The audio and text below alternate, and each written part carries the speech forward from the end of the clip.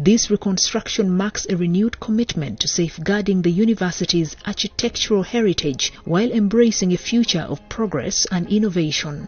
The primary stakeholder is the government of the Republic of Uganda, and through the Ministry of Education, the President was so courteous and kind enough to accept our proposal that we give this priority.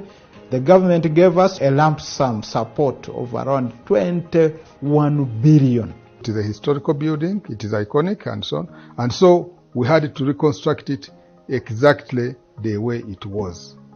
And everybody was convinced that we must restore our icon. So when we presented our program of reconstruction of the building to the cabinet, every single member of cabinet who stood up said, yes, we need to restore that building. It is historic and it is the history of our country.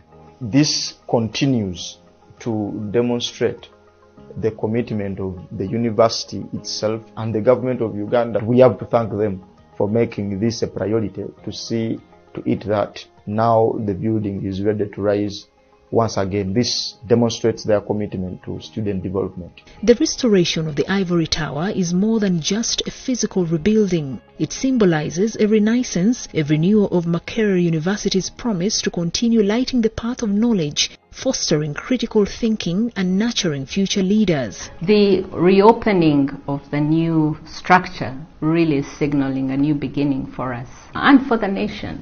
It signals a transition from the past moving on into the future, that the next 100 years for this university are full of hope and new beginnings in all ways. With the time, you've seen a lot more of these professors and academics going to the communities, leaving the Ivory Tower and going to society to see that they improve their livelihood, they cause change in the society, and also transform the way of life. The Ivory Tower has continued to serve as an incubation center. This revival comes with important lessons, prompting national authorities to strengthen oversight and monitoring of building safety across the country to prevent such disasters from recurring. So the significance is we had the original building, which unfortunately got destroyed by fire at the end of the first 100 years. And now for us to move into the new era, we reconstructed the building exactly as it was, but using modern technology. There are modern technologies in the building like firefighting, ICT, equipment, and so on, which were not in the original building.